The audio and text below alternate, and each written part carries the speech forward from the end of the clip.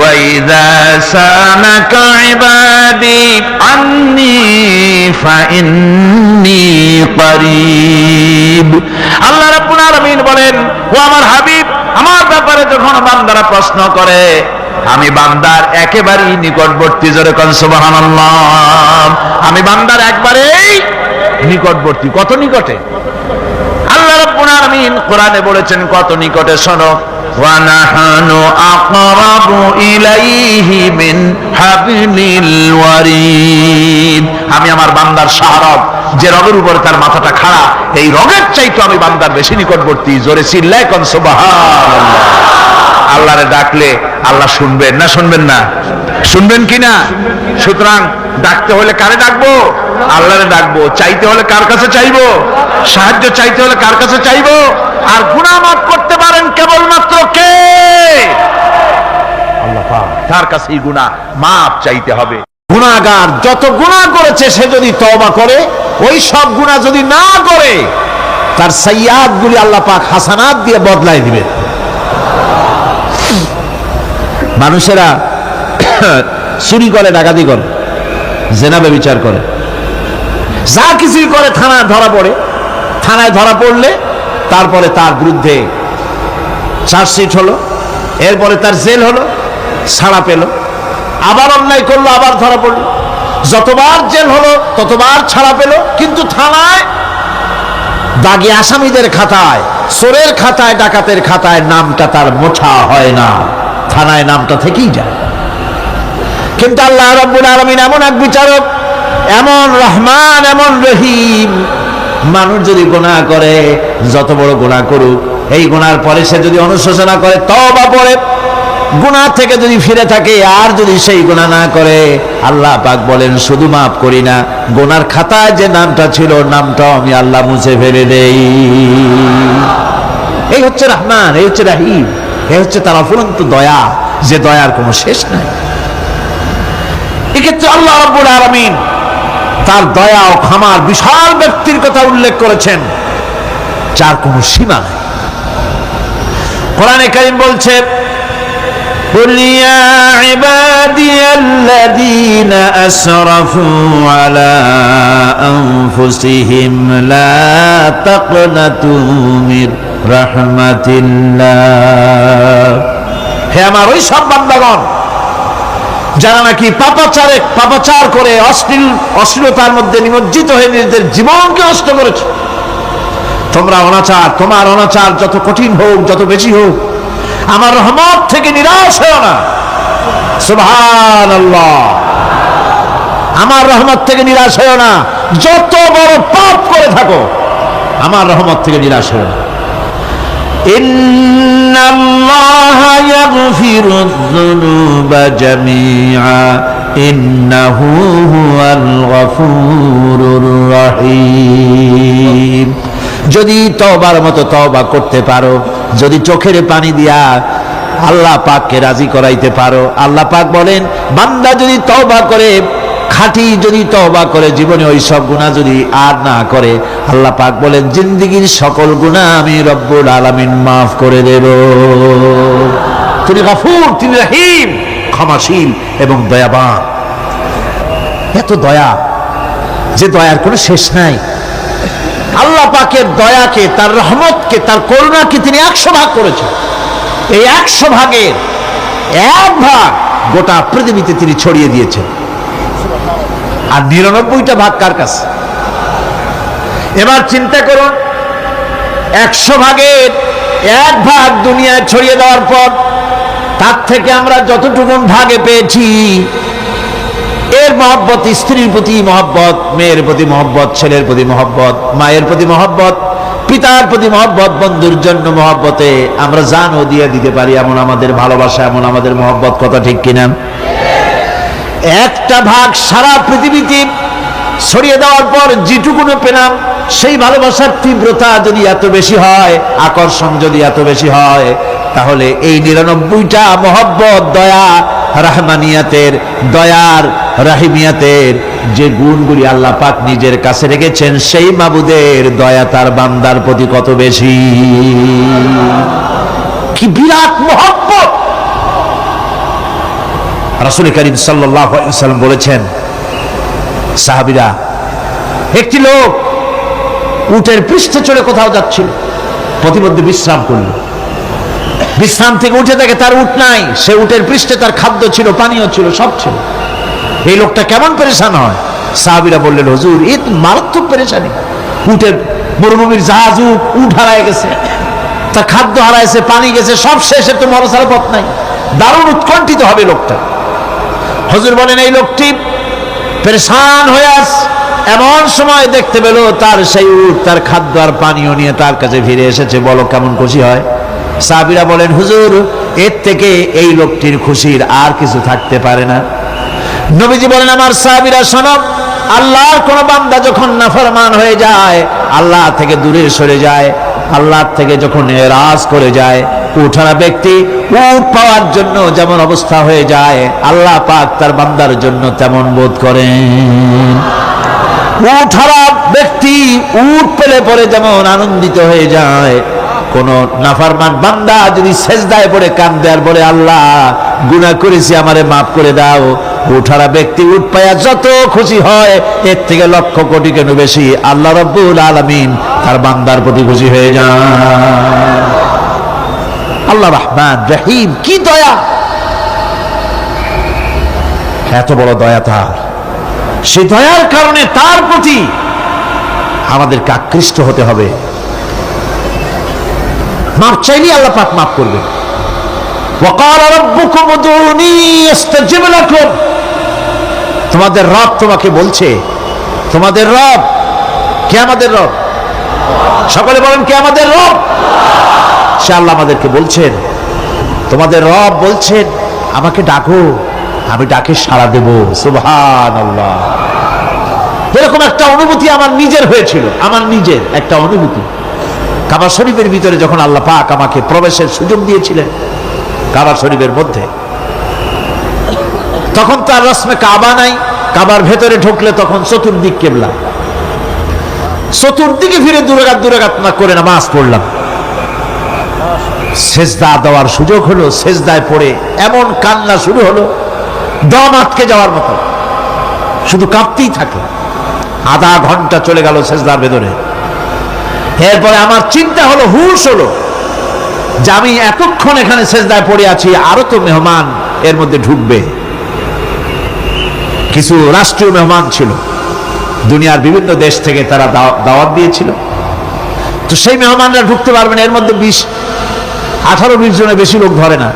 তা আমি অন্যের হক বোধহয় নষ্ট করছি, এই অনুভূতি না আসলে আমি কতক্ষণ সেজদায় পড়ে থাকতাম আল্লাহই জানে।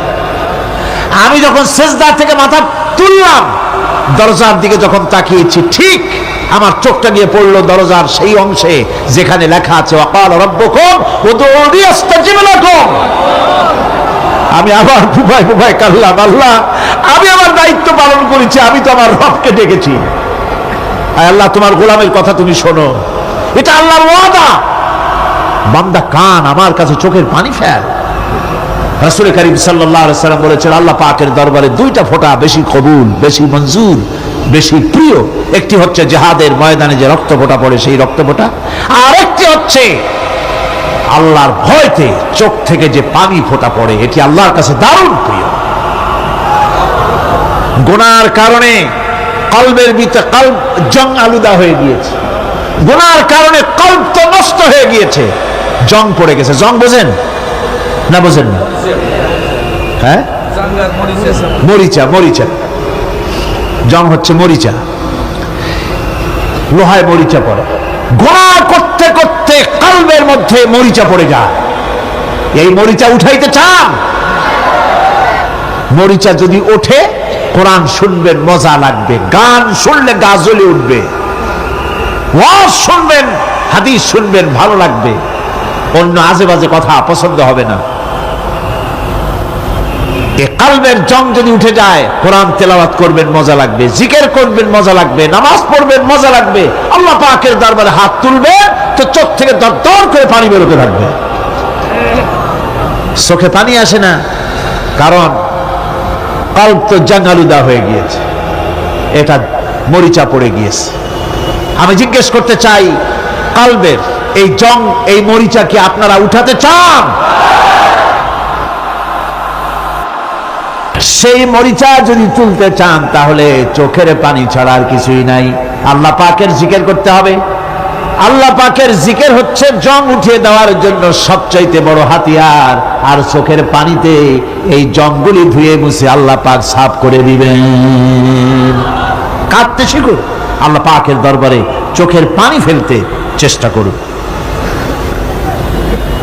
কিয়ামতের দিন আল্লাহ পাক যদি রহিম না হন, বাঁচার কোনো উপায় নাই। বাঁচার উপায় আছে? উপায় নাই। আল্লাহ যদি হিসাবের জন্য ধরেন কিয়ামতের দিন কাউকে, হিসাবের জন্য যদি ধরেন, তাহলে জাহান্নাম ছাড়া পথ নাই। এই জন্যে আল্লাহুম্মা হাসিবনি হিসাবান ইয়াসীরা, এই দোয়া পড়তে হবে। আমরা যখন বললাম আর রহমানির রহিম, বলেন সবাই আর রহমানির রহিম। আবার প্রশ্ন হয়, বান্দা বুঝলাম আরো কোনো কোয়ালিটি, আরো কোনো বৈশিষ্ট্য তার আছে নাকি? আমরা বলি মালিকি ইয়াউমিদ্দিন। তিনি হচ্ছেন বিচার দিনের মালিক, শেষ বিচারের মালিক তিনি। একদিকে এটাকে ব্যালেন্স করা হয়েছে, একদিকে অফুরন্ত রহমত, যার কোনো কুল নাই, কিনারা নাই। এখন আদল দরকার। এখন কি দরকার? আদল, ইনসাফ দরকার। আল্লাহ পাক একদিকে অফুরন্ত রহমত আর নিয়ামত দিয়ে পৃথিবীকে ছেড়ে রেখেছেন, অপর দিকে বলেছেন আমি হচ্ছি বিচার দিনের মালিক, সেদিন আমি বিচার করব। সেই বিচারের ভিতরে কোনো পক্ষপাতিত্ব থাকবে না, হবে না। সেখানে তিনি হবেন হাকামুল হাকিমিন, ওইটা হবে সুপ্রিম কোর্টের সুপ্রিম কোর্ট। সেই পরকালে, সেই কিয়ামতের মাঠে আপনাকে আমাকে সকলকে উপস্থিত হতে হবে, নাকি হবে না? সবাইকে উঠতে হবে। এই দিন শব্দটি কোরআনে কারিমে বহু জায়গায় বলা হয়েছে এবং বিভিন্ন অর্থে ব্যবহার করা হয়েছে।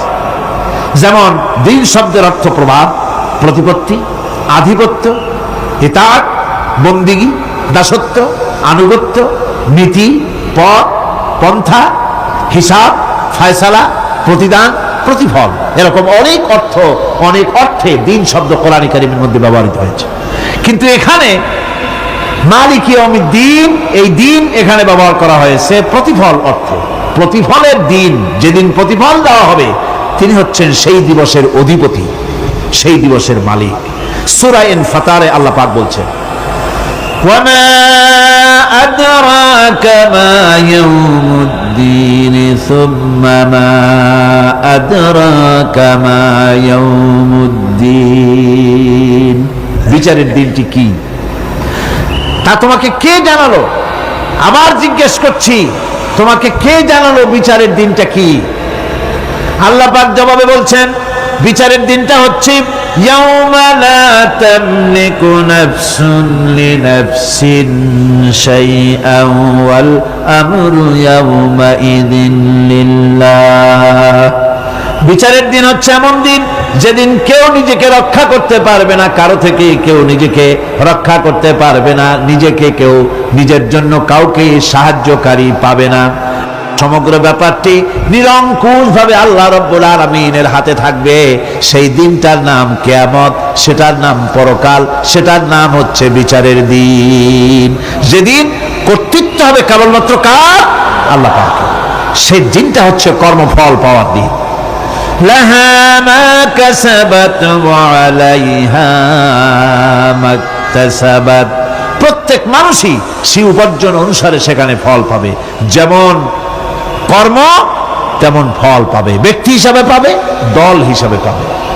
তিলকা উম্মাতুন ক্বাদ খালাত লাহা মা কাসাবাত ওয়া লাকুম মা কাসাবতুম ওয়া লা তুসআলুনা আম্মা ইয়ামালুন। প্রত্যেক মানুষই তার উপার্জন অনুসারী ফল পাবে। যা সে পাবে তা নিজের উপার্জন ছাড়া আর কিছুই না, আর যে ফল পাবে সেটাও তার উপার্জন। সুতরাং কিয়ামতের দিন আল্লাহ মানুষের উপরে কোনো জুলুম করবেন না, অত্যাচার করবেন না। আল্লাহ পাক তো তার বান্দার জন্য জুলুমকারী নন, ঠিক কিনা? আল্লাহ পাক বলছেন মান আমিলা সালিহান ফালিনাফসিহি ওয়া মান আসাআ ফাআলাইহা ওয়া মা রাব্বুকা বিযাল্লামিন লিল আবিদ। যে যে ব্যক্তি পূর্ণ কাজ করলো সে নিজের কাজে নিজের স্বার্থেই তা করলো। আমরা যে নামাজ পড়ি এটা কি আল্লাহর স্বার্থ? কথা কন, আল্লাহর স্বার্থ?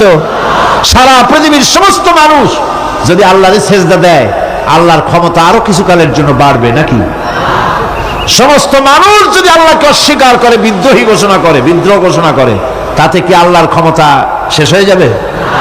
নাউযুবিল্লাহি মিন যালিক। যেমন ছিলেন তেমনই থাকবেন। সুতরাং আমরা যা করি, আমরা নামাজ পড়ি নিজেদের জন্য, আল্লাহকে খুশি করার জন্য, কিন্তু কল্যাণটা আমার। কল্যাণটা কার? আমার। রোজা, হজ, যাকাত, তেলাওয়াত যা করি সব আল্লাহকে খুশি করার জন্য, কিন্তু স্বার্থ পুরাটাই আমার। আমার কল্যাণের জন্যই আমি করি। এবং আল্লাহ হচ্ছেন তিনি তোমাদের রব। ওমা রব্বুকা বিযাল্লামিল লিল আবিদ। তোমাদের রব হচ্ছেন তিনি যিনি বান্দাদের উপরে কখনো অত্যাচার করেন না, জুলম করেন না, মেহেরবানি দিয়ে যিনি ছেয়ে রাখেন, তিনি হচ্ছেন আল্লাহ পাক। সুতরাং সেই কিয়ামতের মাঠে আল্লাহ পাকের দরবারে আমাদের সকলকেই উঠতে হবে। আল্লাহ পাকের দরবারে আমাদের সামনে, আল্লাহ পাকের সামনে দাঁড়াতে হবে। সেদিন আমাদেরকে কেউ বাঁচাতে পারবে না। সেদিন আল্লাহ পাক এর দরবারে যেন আমরা আসামি না হই, সেজন্য এই পৃথিবীতে কোরআন অনুযায়ী আমাদের জীবন গড়তে হবে, সুন্নাহ অনুযায়ী জীবন গড়তে হবে। তাহলে পরকালে আল্লাহ পাকের কাছে নাজাত পাওয়া যাবে। বড় কঠিন জায়গা, বড়ই কঠিন জায়গা। আপনি ইউরোপে যান, আমেরিকায় যান, যেখানেই যান না কেন, বিদেশে গেলে সেখানে বন্ধু বান্ধব আছে, ফরেন কারেন্সি সংগ্রহ করে যেতে হয়। আর যদি বন্ধু বান্ধব না থাকে তাহলে ফরেন কারেন্সি তো সংগ্রহ করে নিয়ে যাবেনি, সেটা দিয়ে আপনার উপকার হবে। কিন্তু এমন একটা দেশে আমরা যাব, আমাদের সকলকে যেতে হবে। ওই দেশটার নাম কি? পরকাল। ওটার নাম কি? পরকাল। ওই পরকালে আমরা যে উঠব, সেখানে কোনো আত্মীয় স্বজন মিলবে না। আল ইয়াউমা লা ইয়ানফাউ মালু ওয়ালা বানুন। ধন, সন্তান, সন্ততি, সম্পদ কোনো কাজে লাগবে না কিয়ামতের মাঠে। সেদিন আমাদের উঠতে হবে খালি হাতে। সেখানে উঠতে হবে, কোনো ফরেন কারেন্সি দিয়ে কাজ হবে না, বন্ধু বান্ধব মিলবে না, কারেন্সিও মিলবে না। এমন একটা কঠিন জায়গা যেখানে মাথার উপরে হবে প্রচন্ড সূর্যের কিরণ, পায়ের তলে হবে তামার মতো জমিন, সমস্ত মাঠ জুড়ে শুধু মানুষ চিল্লাবে, কাঁপতে থাকবে, চিল্লাইতে থাকবে, উলঙ্গিনী হয়ে কিয়ামতের মাঠে মানুষ আল্লাহর দরবারে উঠবে। হযরত আয়েশা সিদ্দিকা রাদিয়াল্লাহু তাআলা আনহা বলেছেন, হে রাসূল, তাহলে কি মানুষের শরম করবে না? হুজুর বললেন, শরমের অনুভূতিই তো থাকবে না। মানুষ সব আকাশের দিকে, ঊর্ধ্বের দিকে তাকিয়ে থাকবে, ভয়তে অস্থির হয়ে যাবে, কেউ কারো দিকে তাকাবার সময় পাবে না। এমন একটা বিভীষিকাময়, এমন একটা বিরাট জায়গায়, কঠিন জায়গায় আমাদের সকলকে উঠতে হবে। যাওয়ার আগে আল্লাহ পাক স্মরণ করিয়ে দিচ্ছেন। সূরা ফাতিহা প্রত্যেক নামাজে আমাদের স্মরণ করিয়ে দেয়, তিনি শুধু রহমান রহিমই নন, তিনি মালিক ইয়াউমিদ্দিন। তিনি কিয়ামতের দিন মানুষের বিচার করবেন। সে বিচারের মধ্যে পক্ষপাতিত্ব থাকবে না। সে বিচারটা বড় কঠিন হবে। কারো পয়সা যদি মারেন, কারো হক যদি নষ্ট করেন, তাহলে প্রতিটা পয়সার জন্য 70 রাকাত কবুল নামাজের সওয়াব দিতে হবে কিয়ামতের মাঠে। বাঁচা যাবে না সেদিন, উপায় হবে না। আল্লাহ পাক যার প্রতি রহম করবেন তিনি ছাড়া আর বাঁচার কোনো পথ থাকবে না। সেই জন্য ওই পরকালের মাঠে কিয়ামতের দিন আল্লাহ পাকের দরবারে আমরা যেন আল্লাহর খাঁটি বান্দা হয়ে উঠতে পারি, এই জীবন যাপনের তৌফিক আল্লাহ পাক যেন আমাদের দান করেন। আমরা সবাই বলি আমিন, সকলে বলেন আমিন। রব্বুল আলামিন তার বান্দাকে এত ভালোবাসেন, একজন সাহাবী কতগুলি পাখির বাচ্চা নিয়ে রাসূলের কাছে হাজির হয়েছেন। আল্লাহর নবী বলেন, এই পাখির বাচ্চাগুলি আনলা কেন? সাহাবী বলেন, হুজুর, এই পাখির বাসাটা ভেঙে গিয়েছিল, বাচ্চাগুলি যখন ধরলাম, ওর মা আমার মাথার উপরে ঠোকরাতে লাগলো। সে নিজের জীবনের মায়াকে উপেক্ষা করে বাচ্চাগুলিকে হেফাজত করার জন্য আমার উপরে ঝাঁপিয়ে পড়লো। আমি নিয়ে এসেছি এখানে, এই দেখুন ঘরের মধ্যে ঢুকেছে, এখানে ওই পাখিটা এসেছে।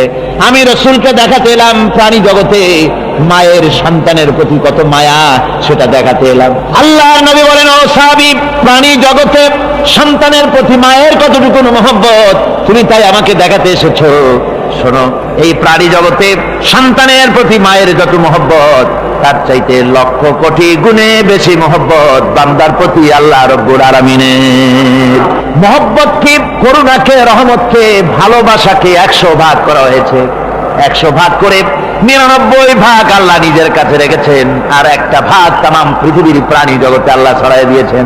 একটা ভাগ দিয়েছেন সারা দুনিয়ায় প্রাণী জগৎ। সেই একটা ভাগে এই শত সহস্র কোটি প্রাণীর মধ্যে যেটুকুন আমরা পাইছি, এতটুকুন মহব্বতে সন্তানের জন্য কলিজায় সন্তানের কোনো অকল্যাণ হলে কলিজায় পানি থাকে না, সন্তানের কোনো অসুবিধা হলে বা মা বাপের কষ্ট হলে বা কারো কোনো কষ্ট হলে আমরা এই ধরনের আমাদের অবস্থা সৃষ্টি হয়ে যায়। এক ভাগ তাম পৃথিবীর সমস্ত প্রাণী জগতে ছড়ায় দেওয়ার পর আমাদের অবস্থা যদি এই হয়, তাহলে 99 ভাগ রহমত যার কাছে, বান্দার প্রতি তার মহব্বত কতখানি। فإن مع العسر يسرا إن مع العسر يسرا আল্লাহ পাক বলেন, জেনে রাখো দুঃখ এবং কষ্টের সাথে রয়েছে সুযোগ আর সুবিধা, আর অসচ্ছলতার সাথে রয়েছে উদার সচ্ছলতা। জোরে কোন সুবহানাল্লাহ। কাজে ভয় পাওয়ার কারণ নাই, হতাশ হওয়ার কারণ নাই, মন আশায় বুক বেঁধে রাখো। গুনাহ করেছো, হতাশ হও না। যুবকদের গুনাহ করা স্বাভাবিক। ইউনিভার্সিটির ছাত্র, কলেজের ছাত্র, প্রফেসর, শিক্ষক, অফিসার ঘুষ খেয়েছেন, জিনা করা হয়েছে, মদ খাওয়া হয়েছে, মিথ্যা কথা বলা হয়েছে, যাই কিছু করেন না কেন ভয় পাওয়ার কারণ নাই, নিরাশ হওয়ার কোনো দরকার নাই। আল্লাহ পাক ডেকে বলেছেন, কুল ইয়া ইবাদিয়াল্লাযীনা সারাফু আলা আনফুসিহিম লা তাকনাতু মির রাহমাতিল্লাহ। আরে আমার আল্লাহর মতো এত ভালো আর কেউ আছে? এত দরদ আর কারো আছে?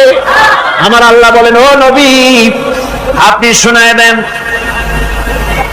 হে আল্লাহর বান্দারা, তোমরা যারা নিজেদের উপরে বাড়াবাড়ি করেছো, নিজেদের উপরে জুলুম করেছো, অত্যাচার করেছো, আমি আল্লাহর রহমত থেকে নিরাশ হয়ে যেও না।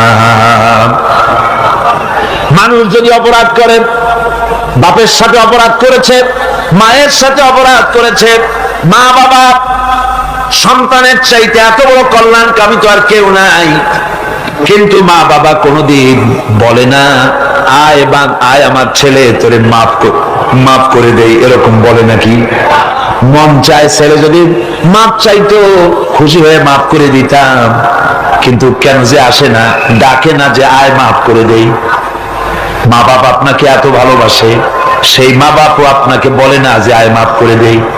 আমার আল্লাহ হচ্ছেন এমন আল্লাহ, আল্লাহ রাব্বুল আলামিন ডাকেন, এ বান্দা খুন করেছিস ফিরে আয়, জিনা করেছিস ফিরে আয়, হত্যা করেছিস ফিরে আয়, চুরি করেছিস ফিরে আয়, কুফরি করেছিস ফিরে আয়, সুদ খেয়েছিস, ঘুষ খেয়েছিস, মদ খেয়েছিস ফিরে আয়, এসে আমার দরবারে চোখের পানি ফেল, আমার দরবারে কাঁদাকাটি কর। ইন্নাল্লাহা ইয়াগফিরুয যুনুবা জামিআ ইন্নাহু হুয়াল গফুরুর রহিম। আমার দরবারে চোখের পানি ফেলে কান, আমি রব্বুল আলামিন জিন্দেগীর গুনাহ মাফ করে দেব। সুবহানাল্লাহ কর, সুবহানাল্লাহ কর। আমার কাছে কান, চোখের পানি ফেল। আল্লাহ রাব্বুল আলামিনের কাছে বান্দার দুইটা ফোঁটা বেশি প্রিয়। একটা হলো জিহাদের ময়দানে যে রক্ত ফোঁটা দেওয়া হয়, এটা আল্লাহর কাছে প্রিয়। আর আল্লাহর ভয়তে গুনার জন্য লজ্জা করে, অনুশোচনা করে বান্দা যখন চোখের পানি ছেড়ে দেয়, আল্লাহর কাছে এটা অত্যন্ত প্রিয়। নবীজি বলেছেন, বান্দা যখন গুনার ভয়তে, আল্লাহর ভয়তে, জাহান্নামের ভয়তে অনুশোচনা করে যখন চোখ দিয়া পানি ছেড়ে দেয়, ওই চোখের পানি নাকের অর্ধেক আসতে না আসতে আল্লাহ রাব্বুল আলামিন বান্দারে মাফ করে দেয়। আল্লাহ বরদাস্ত করতে পারেন না যে বান্দা কান্দু। আমার ভাইরা, আল্লাহ রহমত এই পৃথিবীতে, আল্লাহর রহমতকে 100 ভাগ করা হয়েছে। আল্লাহ রহমতের কত ভাগ? এই 100 ভাগের 1 ভাগ সারা পৃথিবীতে ছড়াই দেওয়া হয়েছে।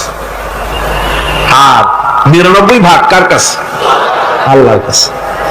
একটা ভাগ দুনিয়া ছড়ানো হয়েছে আদম আলাইহিস সালাম থেকে নিয়ে এই পর্যন্ত, এখান থেকে নিয়ে কিয়ামত পর্যন্ত পৃথিবীতে যত মানুষ আসবে, যত প্রাণী আসবে, তাদের মধ্যে প্রাণী জগতে গাভী তার বাছুরকে ভালোবাসে ঠিক কিনা, হাতি তার বাচ্চাকে ভালোবাসে ঠিক কিনা, মুরগি তার বাচ্চাকে ভালোবাসে কিনা, প্রত্যেক মাই তার সন্তানকে ভালোবাসে মানুষের মতো।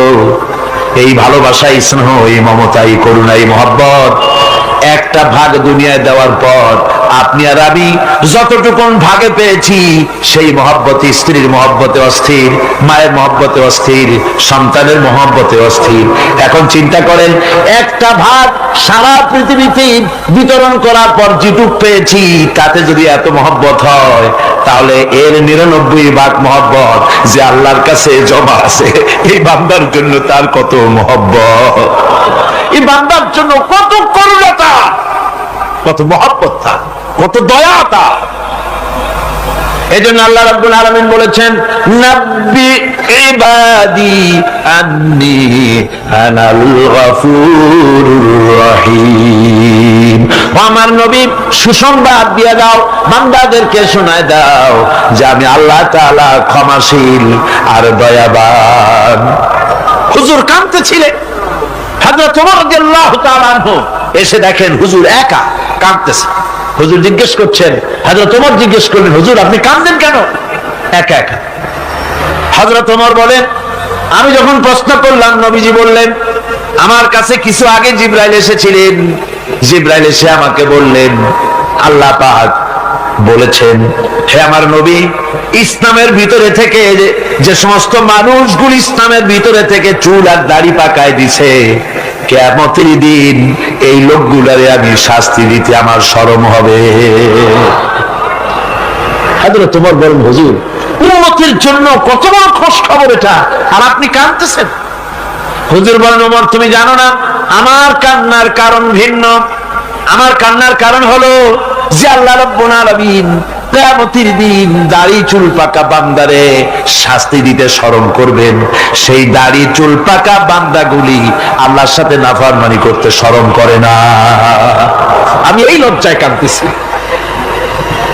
ভাইরা, হুজুর আল্লাহ পাক বলেন, আমার নবী রাতের আধারে যখন একটা বুড়া আমার দরবারে হাত উঁচু করে, একটা বুড়া মানুষ রাতের আধারে যখন আমার দরবারে হাত উঁচু করে আর যখন বলতে থাকে, রব্বুল আলামিন আমার পেছনের জীবনটা বড় খারাপ করেছি, এমন কোন কাজ জীবনে করি নাই যা তোমার কাছে কিছু দাবি করতে পারি, সব রকমের নাফরমানি করেছি, আজ আমি বুড়া হয়ে গেছি, কামাই করতে পারি না, ছেলে আমাকে চোখে দেখতে পারে না, পুত্রবধূ আমাকে ঘরে জায়গা দেয় না, আমার স্ত্রী আমাকে দেখতে পারে না, রোজগার করতে পারি না, হাঁটতে পারি না, চলতে পারি না, সবার কাছে আমি তিতা হয়ে গেছি, আমি দাঁড়াতে পারি না, কোমরে ব্যথা পাই, হাঁটুতে ব্যথা পাই, চলতে পারি না, কানে শুনতে পাই না, চোখে দেখতে পারি না, আর তোমার কাছে কিছু চাইয়া নেব এমন ভালো কাজও করি নাই।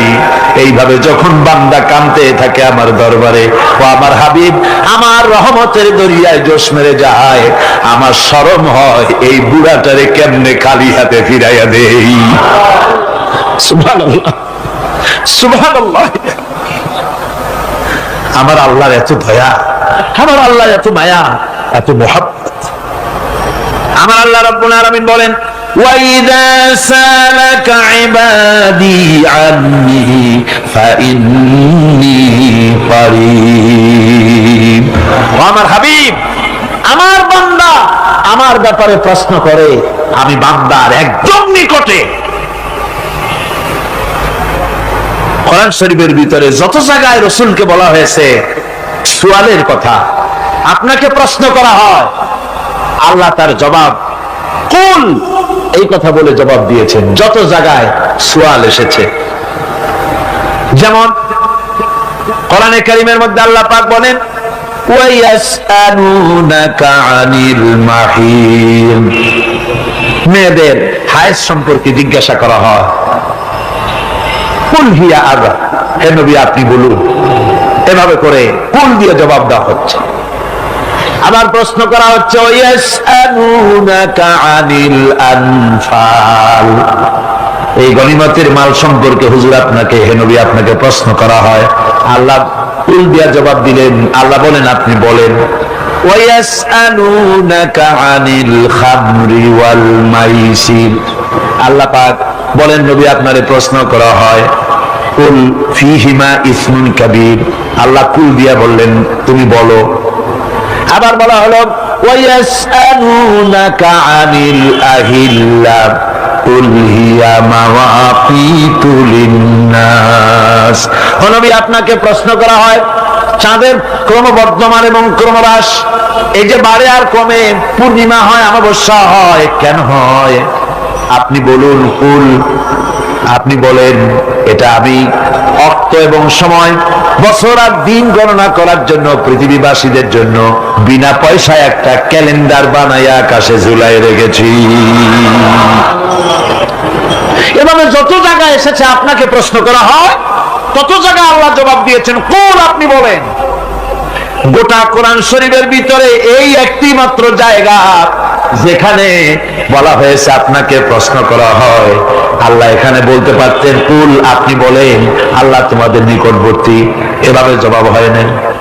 এটা কায়দাটা হলো এই, আল্লাহ বলতেছেন ওয়াইজা সালাকা ইবাদি, ও আমার নবী, প্রশ্ন তো আমার বান্দারা আমার ব্যাপারে করেছে, এবার আপনার জবাবের কোনো দরকার নাই, প্রশ্ন আমার ব্যাপারে, আমি নিজে জবাব দিয়ে দেই। ফা ইন্নী কারীব। ও বান্দা, আমার ব্যাপারে প্রশ্ন করেছিস, জবাব আমি দেই, আমি তোর সবচাইতে বেশি নিকটে। সুবহানাল্লাহ, কত নিকটে?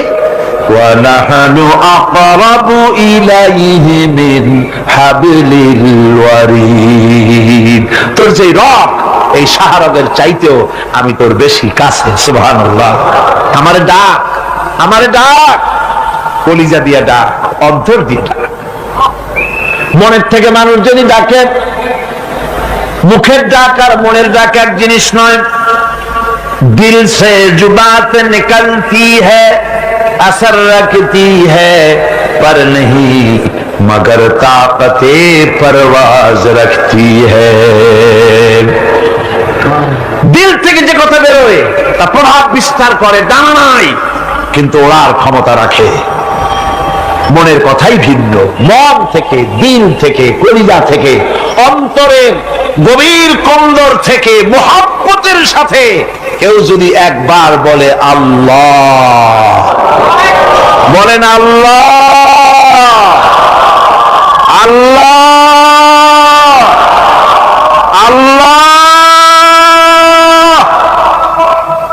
আল্লাহ রাব্বুল আলামিন বলেন, অন্তরের অন্তঃস্থল থেকে একটি বার যদি বান্দা বলেন আল্লাহ, আল্লাহ বলেন 70 বার সাড়া দিয়া জিজ্ঞেস করি, বান্দা কি চাও, আমি তোমার কাছে আছি।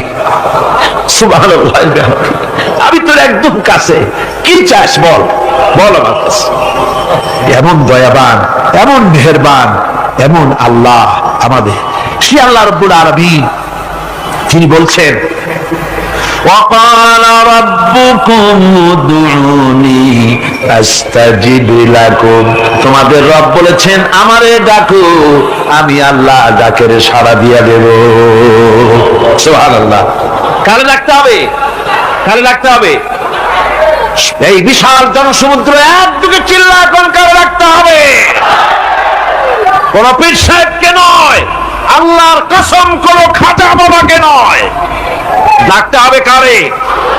চিল্লা এখন কারে? ওয়াকালা রাব্বুকুম উদউনি, তোমার রব তোমাকে বলতেছে আমারে ডাকো, আস্তাজিব লাকুম, আমারে ডাকবে আমি সাড়া দিয়ে দেব। সুবহানাল্লাহ। আল্লাহকে ডাকেন, কি চাই আপনার বলেন, কি চাই?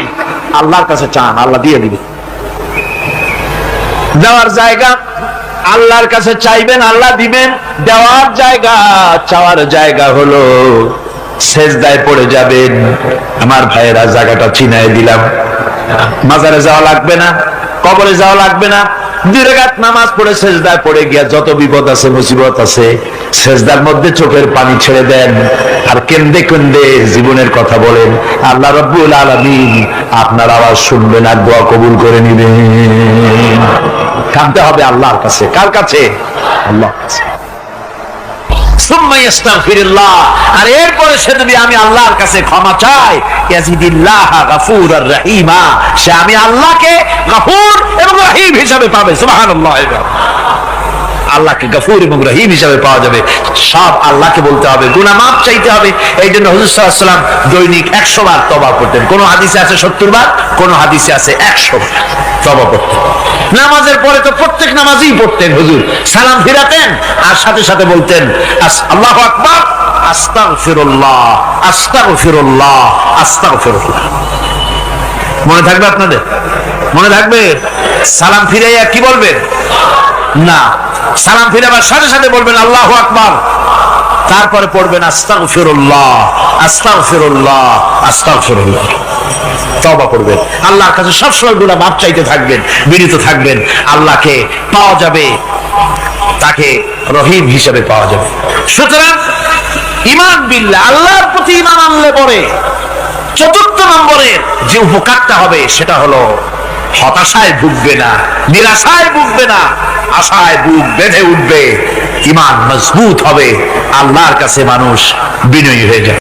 وأنفقوا مما رزقناكم من قبل أن يأتي أحدكم الموت আমার রাস্তায় খরচ করো মৃত্যু আসার আগে। فيقول رب لولا أخرتني إلى أجل قريب যদি মরার আগে না দাও, মৃত্যুর সময়, মৃত্যু যখন এসে গেল সেই সময় যদি বলো, অনুশোচনা যদি করো, আরে যদি আমি সময় পাইতাম, একটু খানিক যদি সময় দিতে আল্লাহ, একটু সময় আমারে যদি দাও, ফাসাদ্দাকা ওয়া আকুম মিনাস সালিহিন, দান সদকা করবো, সব আল্লাহর রাস্তায় দিয়ে দেবো আর আমি সালেহ বান্দাদের মধ্যে শামিল হয়ে যাবো। আল্লাহ একটু সময় আমারে দাও। আল্লাহ পাক বলছেন ওয়ালাই ইউআখিরাল্লাহু নাফসান ইযা জাআ আজালুহা আল্লাহু খাবীরুম বিমা তা'মালুন। মৃত্যু নির্ধারিত সময় আসলে 1 সেকেন্ড আগে পাশে করা হবে না। সুতরাং মৃত্যুর আগে খরচ করো। আল্লাহ রাব্বুল আলামিন কোরআন শরীফের ভিতরে বলেছেন লাশ-শামসু ইয়ামবাগি লাহা আন তুদরিকাল কামারা ওয়ালাল লাইলু সাবিকুন নাহার ওয়া কুল্লুন ফি ফালাকি ইয়াসবাহুন। প্রভাবজ্ঞানী হইবে যাহারা, আপন মনেতে বুঝিবে তাহারা, রাত্রি পারে না যাইবার দিনের স্থান করি অধিকার, চন্দ্র বাঁধে না সূর্যের গায়েতে, সূর্য পারে না চন্দ্রকে ধরিতে, যার যে স্থান বহাল রাখিয়া ভ্রমণ করিছে খোদাকে ধরিয়া। একটি নির্ধারিত সময় সীমা পর্যন্ত আপন আপন কক্ষপথে সব দৌড়াদৌড়ি করবে, কারো সাথে অ্যাক্সিডেন্ট হবে না কারো। ওয়াকুল্লুন ফি ফালাকি ইয়াসবাহুন, যা আছে মহাশূন্যে সব ঘুরতেছে। কে বলে? বলেন সবাই, কে বলছে?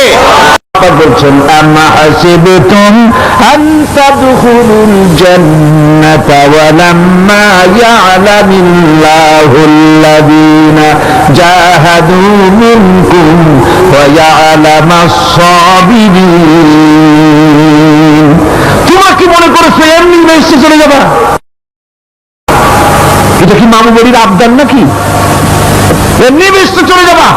অথচ আল্লাহ রাব্বুল আলামিন এখনো দেখেন নেননি যে তোমাদের মধ্যে কারা জিহাদ করতে প্রস্তুত, কারা তোমাদের মধ্যে জিহাদ করে জান দেওয়ার জন্য প্রস্তুত, আর কারা ধৈর্যধারী, এটা তো আল্লাহ এখনো দেখে নেন নাই। সুতরাং হক এবং বাতিলের সংগ্রামে লিপ্ত হতে হবে।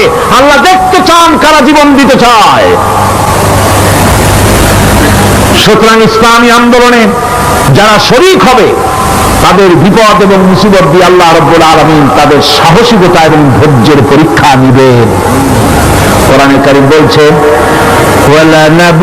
وَلَنَبْلُوَنَّكُمْ حَتَّى نَعْلَمَ الْمُجَاهِدِينَ مِنكُمْ وَالصَّابِرِينَ وَنَبْلُوَ أَخْبَارَكُمْ।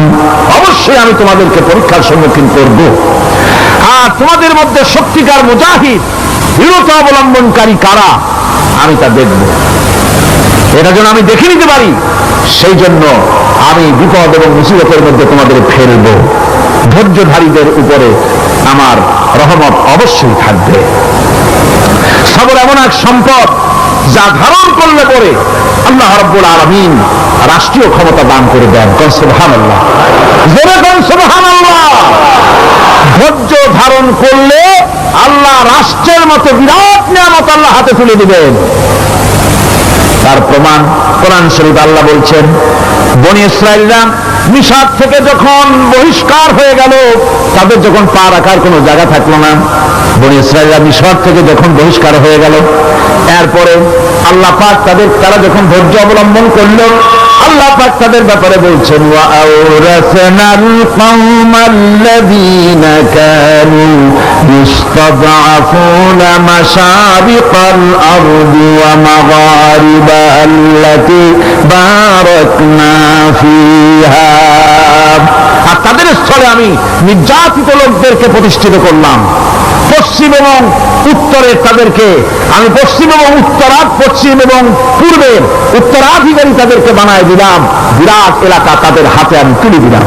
ওয়াতাম্মাত কালিমাতু রাব্বিকাল হুসনা আলা বানি ইসরাঈলা বিমা সাবারু।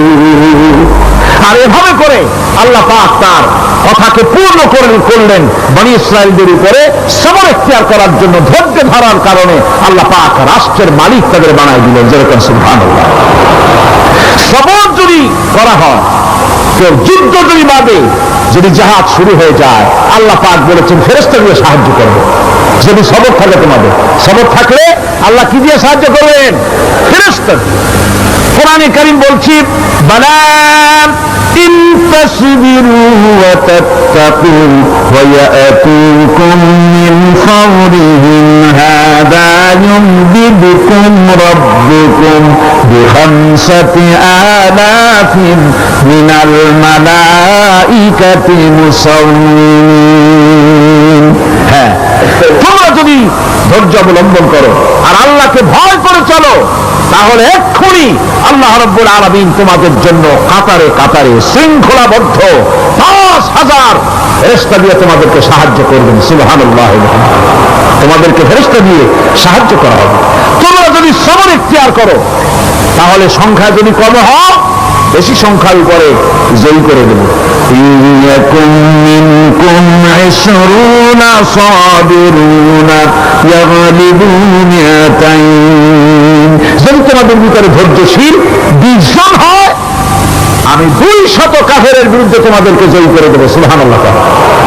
তোমরা যদি হও ধৈর্যশীল ২০০ জন, ২০০ কাফেরের উপরে তোমরা জয়যুক্ত হয়ে যাবে। আর বিপদ আর মুসিবতে যারা ধৈর্য ধরে, তাদের জন্য আল্লাহর পক্ষ থেকে সুসংবাদ। সুসংবাদ কাদের জন্য? ধৈর্যধারীদের জন্য।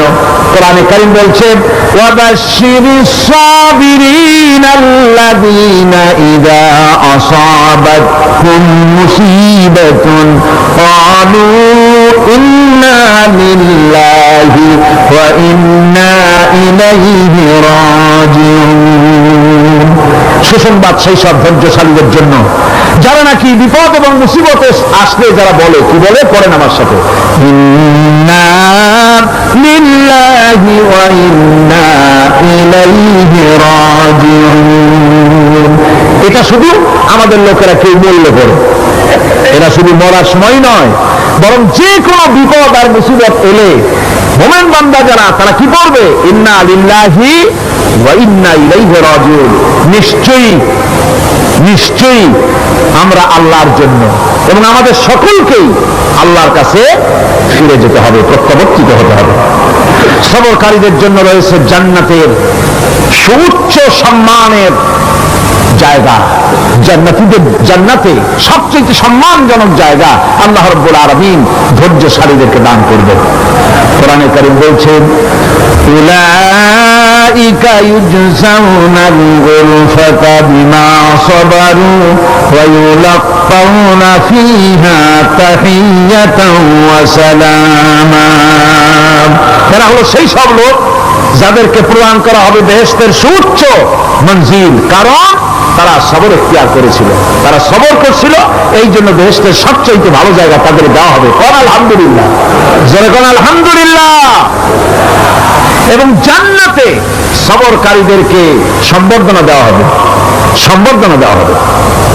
খালিদিনা ফিহা হাসুনাত মুস্তাকাররাম ওয়া মুকামা, চিরদিন তারা জান্নাতের ভেতরে বসবাস করবে এবং কতই না সুন্দর, কতই না উত্তম জায়গা সবরকারীদের জন্য আল্লাহ বেহেশতের মধ্যে রেখে যাবেন।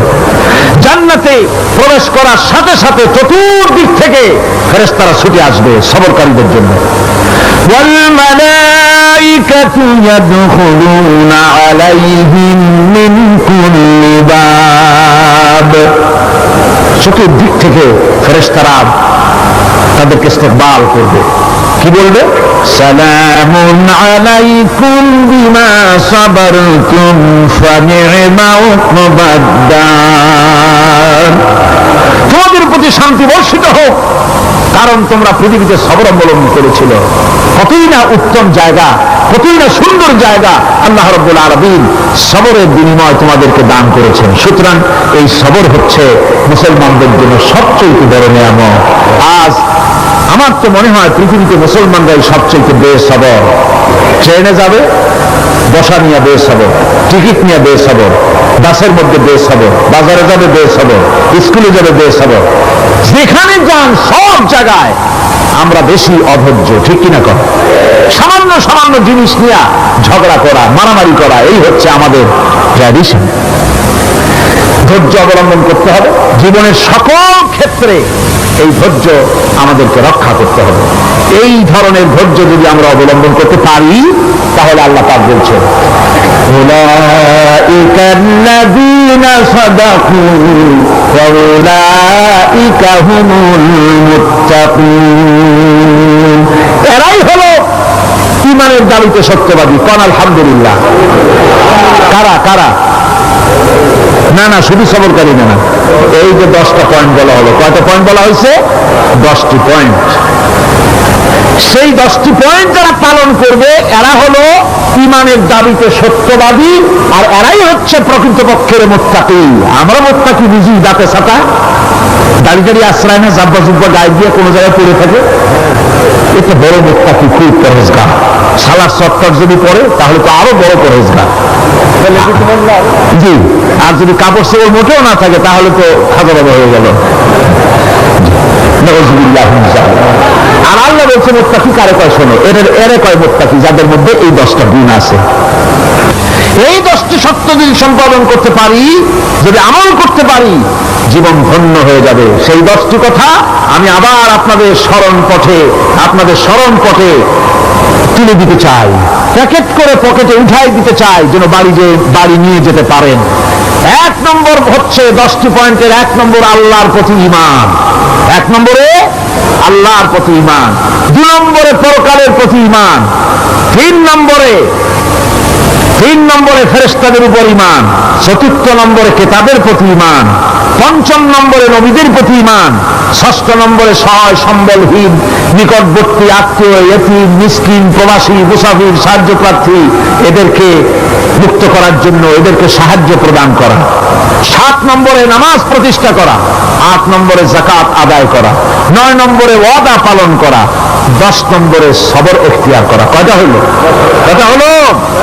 এই 10টি কাজ যদি আমরা পালন করতে পারি, বিপদে মুসিবতে ধৈর্য ধারণ করতে পারি, যত মুসিবত আসুক, আসলে এগুলি কিছু না। মুসিবত আল্লাহ টেস্ট করবেন, মুসিবত দিয়া আল্লাহ টেস্ট করেন। দেখা যায় যে এদের শক্তি খুব বেশি, চোখে আপনি দেখতে পারেন, কিন্তু আল্লাহ বলছেন ইন্না কায়দা শায়তানে কানা দাঈফা। বাতিলরা হলো শয়তান, বাতিলরা কি? আর ওদের চক্রান্ত আসলেই দুর্বল। এদের চক্রান্ত আসলে কি? দুর্বল। কাজেই এগুলিকে ভয় করা যাবে না। বিপদে মুসিবতে ধৈর্য ধারণ করে যদি অগ্রসর হওয়া যায় তো আল্লাহ রাব্বুল আলামিন এই 10টি পয়েন্ট যদি আমল করা যায়, দুনিয়ায় শান্তি পাবো, আখিরাতেও শান্তি পাবো। যত মুসিবত আসুক, বিপদ আসুক, ধৈর্যের সাথে মোকাবেলা করতে হবে। ধৈর্যের অর্থ কি? আমি আগেই বলেছি, ধৈর্যের অর্থ হচ্ছে অবিচলতা, দৃঢ়তা, বরদাস্ত করা, সহিষ্ণুতা, ধীরতা, স্থিরতা। ধৈর্যের অর্থ এটা নয় একজন একটা থাপ্পড় মারলো আর আপনি বলবেন যে বাবা ব্যথা হয়েছে নাকি, তাহলে আরো একখান থাপ্পড় দিয়ে দাঁত আমার সবগুলো ফেলায় না। এর নাম ধৈর্য নয়। ধৈর্য হচ্ছে পরিস্থিতির মোকাবেলা করতে হবে সাহসিকতার সাথে, এর নাম হচ্ছে ধৈর্য। ওই যে আমি একটা দৃষ্টান্ত দিয়ে থাকি, এক সাপ একবার মুরিদ হয়েছিল এক পীর সাহেবের কাছে। পীর বলছিলেন যে না, আমি তো এইসব সাপ কাপ মুরিদ বানাই না। না হুজুর, আমারে বানান।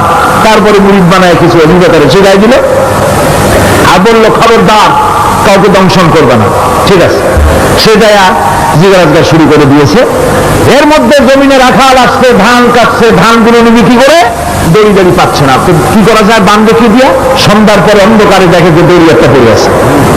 ও যে কি দড়ি তা তো ওর বুঝে না, ওইটারে নিয়ে ধান রেখেছে, লেজ দিয়ে মাথা দিয়ে এরকম করে বাসের বাঁধছে।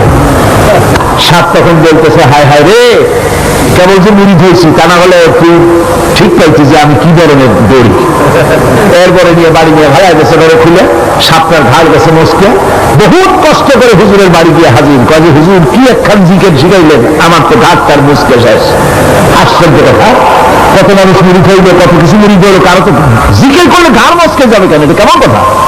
কয় হুজুর ঘটনাই। আরে বেটা ঘটনা এইটার, তুই কি করছিলি? কয় আপনি যে নিষেধ করছেন দংশন করতে, আমি তো দংশন করতে পারিনি। আরে বেটা দংশন করতে নিষেধ করছিলাম, ফোঁস করতে তো নিষেধ করিনি। করে যখন দড়ি মনে করে হাত দিছিল, ফোঁস করে উঠতি, ওই রাখা লাভ দিয়া বন আর পার হইয়া দিল্লি চলে যেত। কাজে ধৈর্যের মানে ফিট হয়ে পড়া না। ধৈর্য মানে অবিচলতা, দৃঢ়তা নিয়ে শক্তি সঞ্চয় করে আল্লাহ উপরে ভরসা করে বাতিলের বিরুদ্ধে ঝাঁপায় পড়তে হবে, বাতিল উৎখাত হতে বাধ্য হবে।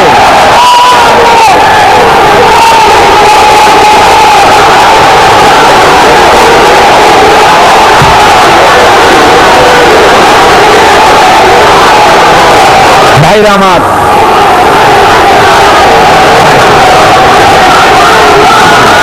সুতরাং আলহামদুলিল্লাহ আমরা কোরআনে কারিমের এই আয়াতে কারিমাত আমরা যদ্দূর পারলাম আলোচনা করেছি। আল্লাহ পাক যেন এতে বরকত দেন, জোরে কোন আমিন, আরো জোরে কোন আমিন।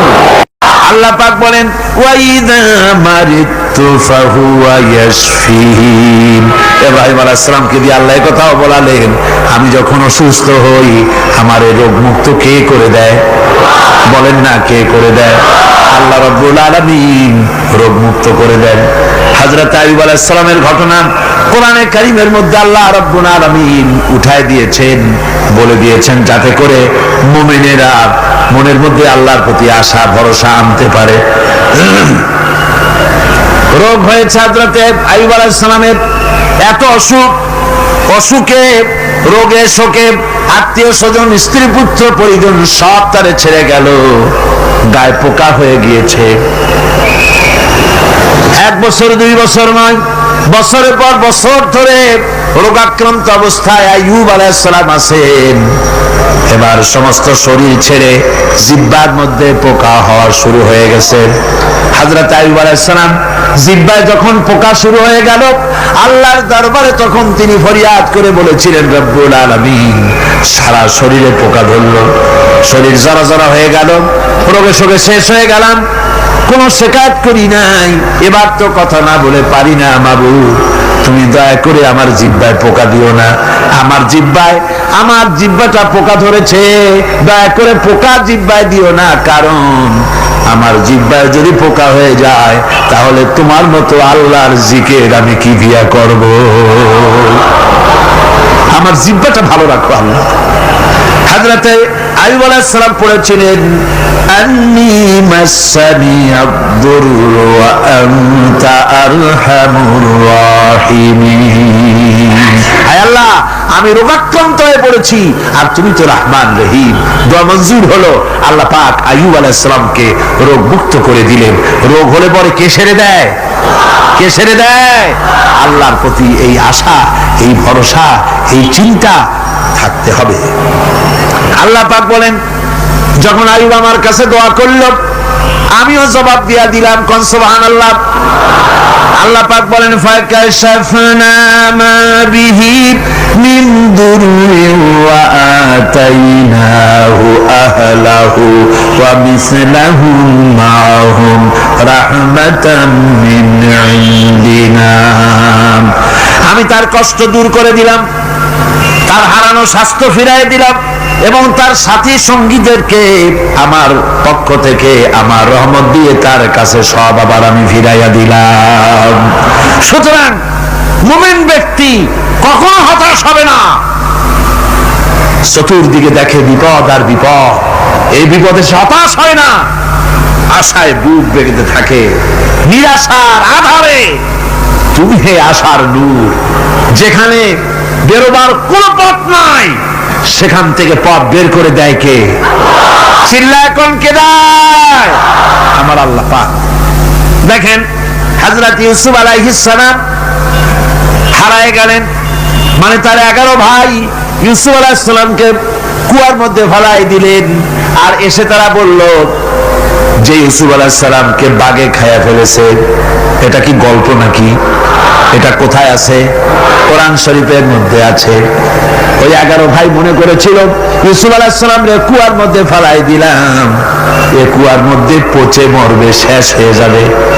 কিন্তু ওই 11 ভাই জানে না এটা কোনো কুয়া নয়, এটা হলো একটা সুড়ঙ্গ পথ, এটা হলো একটা টানেল। এক মুখে ইউসুফকে ফেলাই দিল 11 ভাই, কুয়ার আর এক মুখ থেকে আল্লাহ হযরত ইউসুফকে বের করে মিশরের সিংহাসনে বসায়া দিলেন। ওরা বোঝে না, তাই চিরকাল পাপীরা আল্লাহর বান্দাদেরকে, আল্লাহর দ্বীনের গোলামদেরকে অত্যাচার করে, মনে করে শেষ করে ফেলাবো। কিন্তু শেষ আল্লাহর গোলামেরা হয় না, ওরাই শেষ হয়। নির্মূল যারা করতে চায় ওরাই নির্মূল হয়ে যায়। টিকে থাকে কে?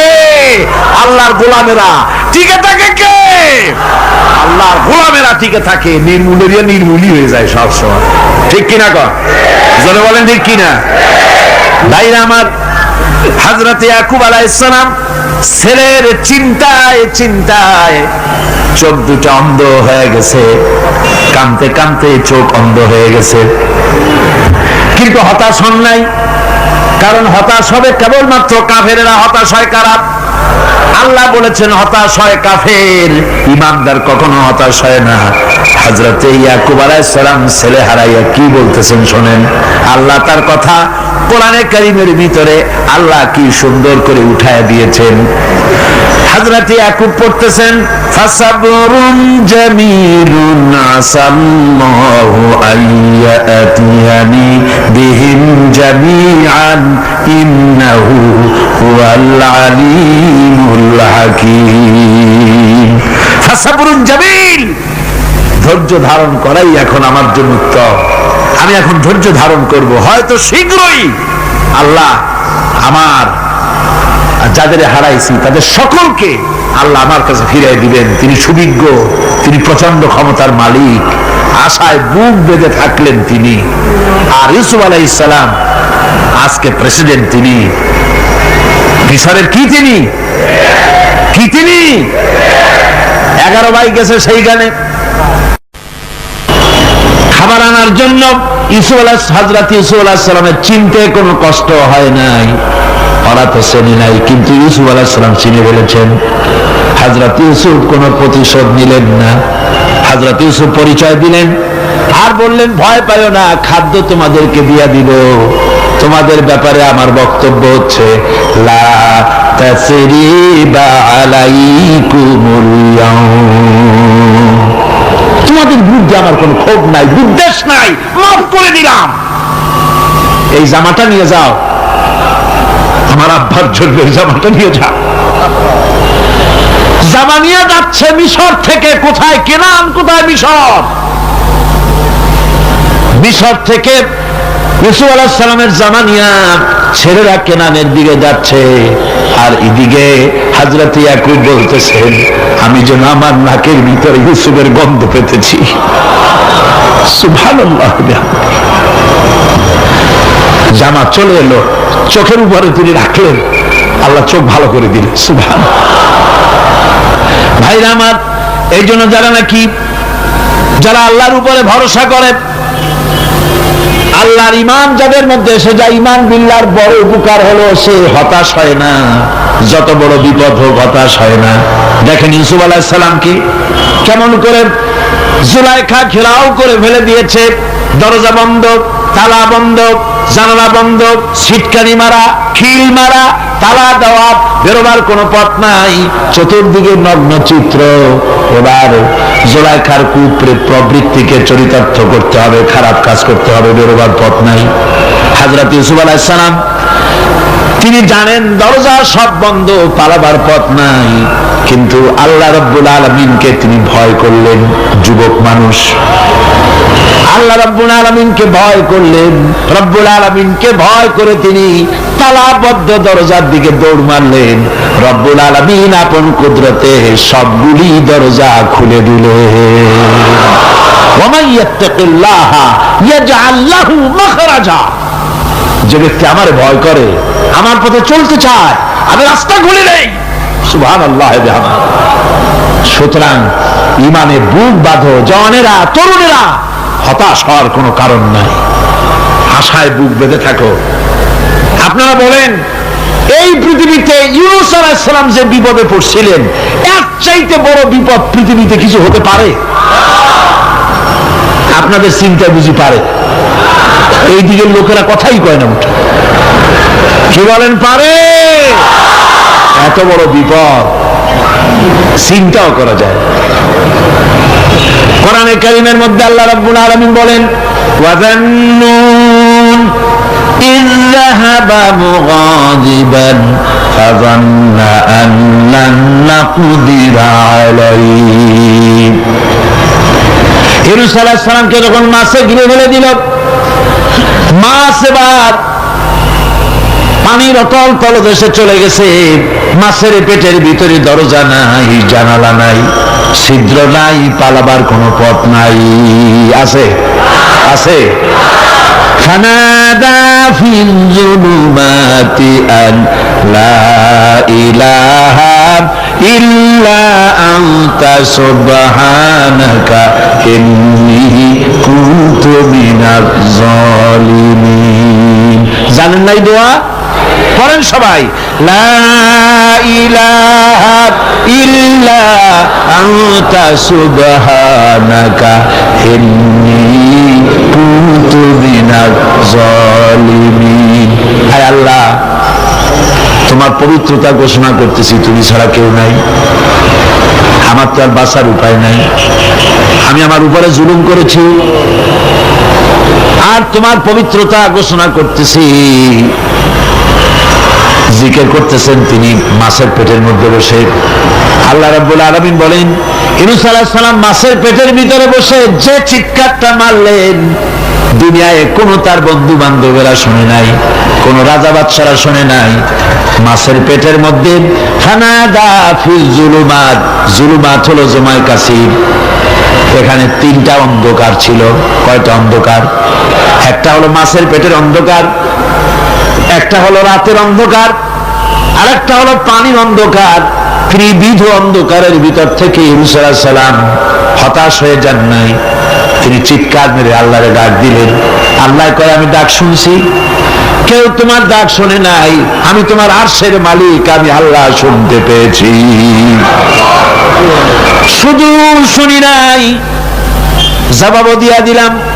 فاستجبنا له ونجيناه من الغم وكذلك ننجي المؤمنين। পড়েন না সবাই, فاستجبنا له ونجيناه من الغم وكذلك ننجي المؤمنين।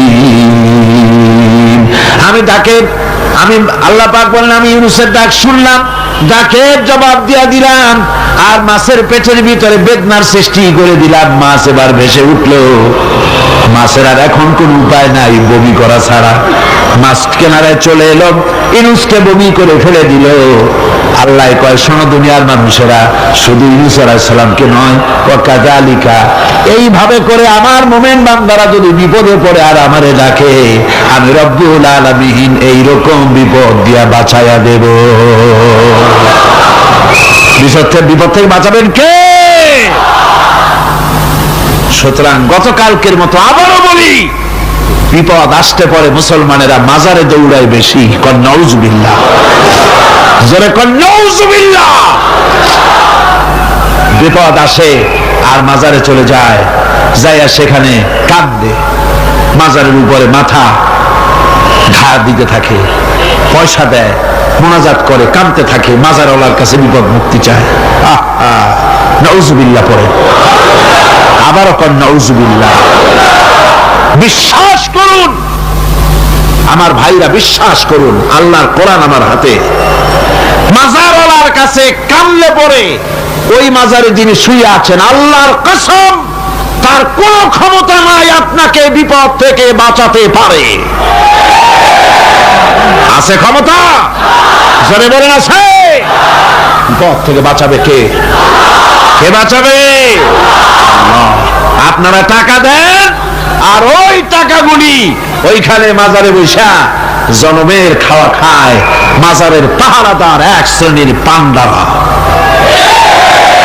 টাকাগুলা মাথায় দেখবেন মাজার কেন্দ্র করে লাল লাল চাদর গায়, তারপরে চট, মাথায় জট, দাড়িতে জট, দাড়িতে জট আর মোষ। হায়রে মোষ! 6টা টর্চ লাইট দিয়েও যদি আপনি খোঁজেন মুখ তালাশ করে পাবেন না, এত মোষ। সমানে গাঁজা খায়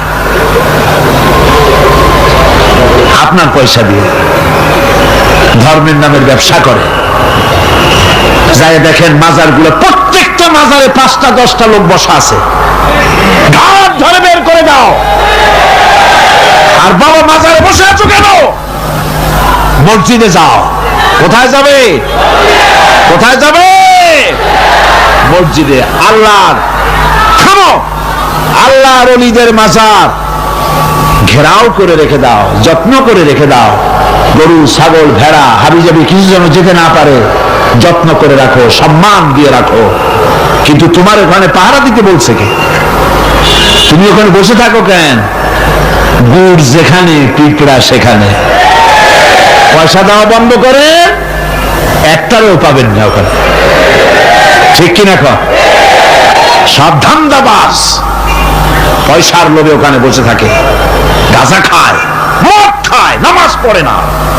আর আপনার টাকা দিয়া খোঁজ নিয়ে দেখেন মাজারের মুতল্লি যত আছে সব বাসের মালিক, ট্রাকের মালিক, কোটি কোটি টাকার ব্যবসা করে। সুতরাং এগুলি ছাড়েন, এ ধান্দাবাজি বন্ধ করুন। মাজারের সাথে কোনো সম্পর্ক নাই। মুসলমানের সম্পর্ক কেবল মসজিদের সাথে। কিসের সাথে?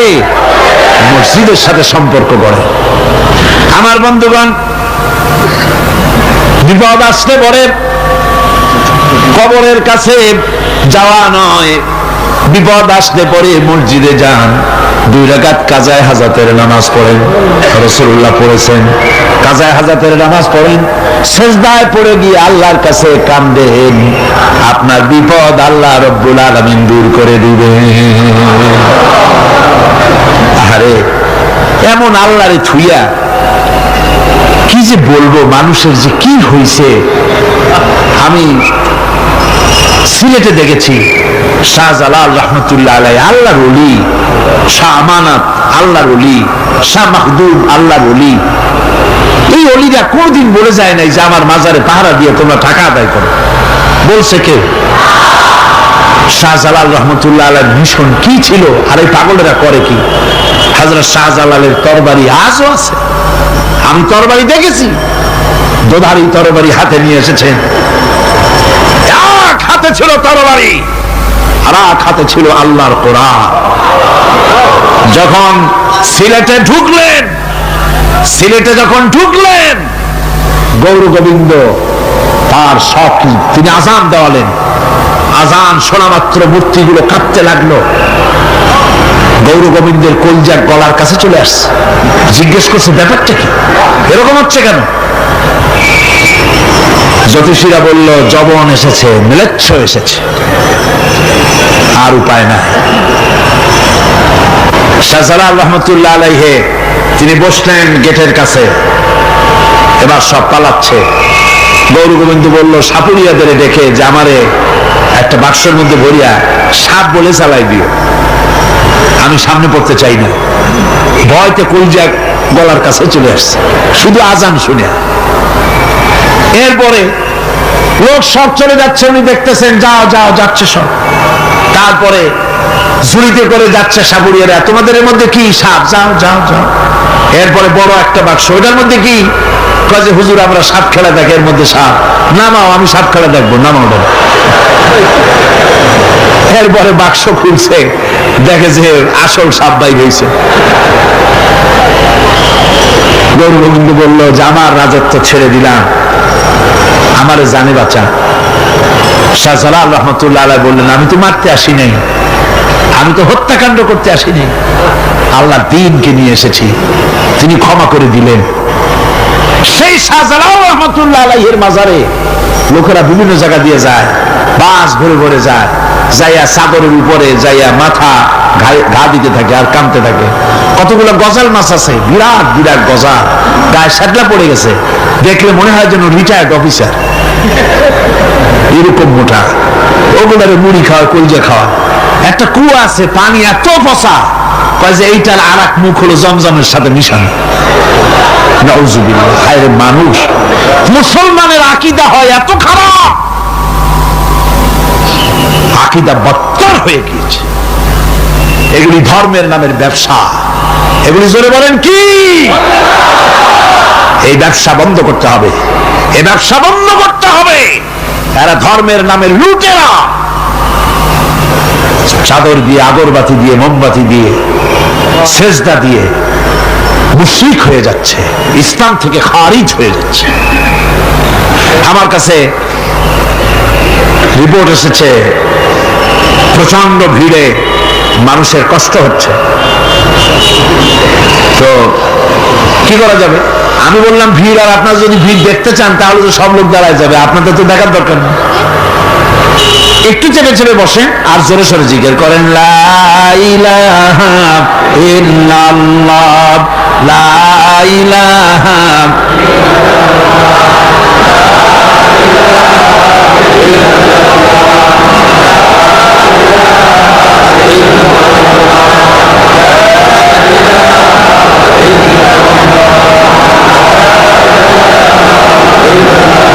আপনি কিন্তু বসেই এগোতে পারতেন, দাঁড়ালে পরে ডিস্টার্ব হয়, হাঁটলে পরে ডিস্টার্ব হয়।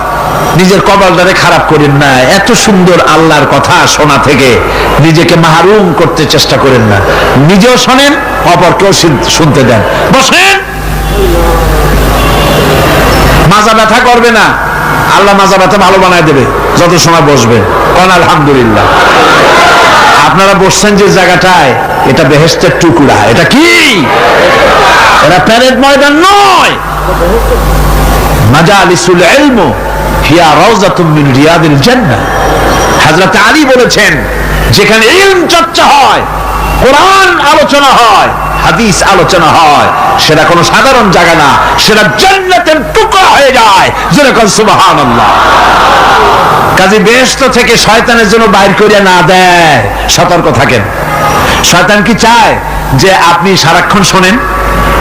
কি কোন চায়? চায় না। শয়তানের খপ্পরে পড়েন না, বসেন আর শোনেন।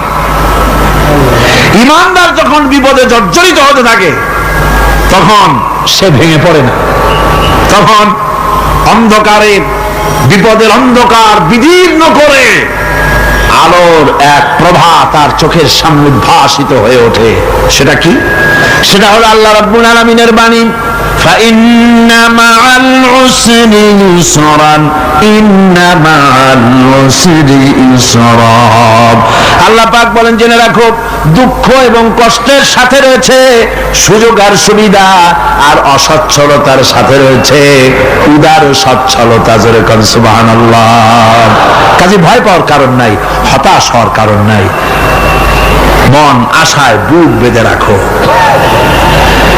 গুনাহ করেছো, হতাশ হয় না। যুবকদের গুনাহ করা স্বাভাবিক।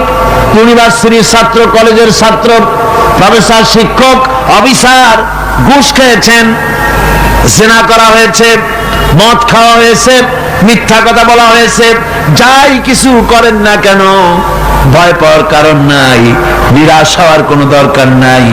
আল্লাহ পাক দেখে বলেছেন, কুল ইয়া ইবাদিয়াল্লাযীনা আসরাফু আলা আনফুসিহিম লা তাকনাতু মির রাহমাতিল্লাহ। আরে আমার আল্লাহর মতো এত ভালো আর কেউ আছে? এত দরদ আর কারো আছে? আমার আল্লাহ বলেন, ও নবী আপনি শুনায় দেন, হে আল্লাহর বান্দারা, তোমরা যারা নিজেদের উপরে বাড়াবাড়ি করেছো, নিজেদের উপরে জুলুম করেছো, অত্যাচার করেছো, আমি আল্লাহর রহমত থেকে নিরাশ হয়ে যেও না।